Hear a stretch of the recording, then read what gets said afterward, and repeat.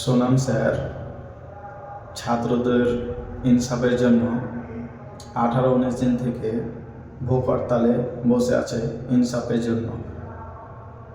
কিন্তু বড় বড় নেতারা তো আসছে তার সাথে দেখা করতে, মোলাকাত করতে, কিন্তু সরকারের তরফ থেকে কোনো খবর নেওয়া হচ্ছে না।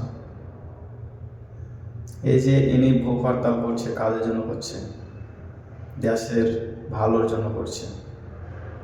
ইনাকে সবাইকে সাপোর্ট করা দরকার। ভিডিওটা দেখো, তাহলে সব কিছু বুঝতে পারবে।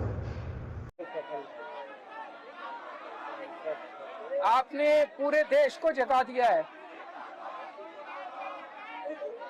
वो तो पता नहीं, मगर पूरा देश खड़ा हो गया। ऐसा लग रहा आपको? वही तो बात, पर ये लोग बहुत ढीठ हैं, ये मानेंगे नहीं। इसीलिए 20 जुलाई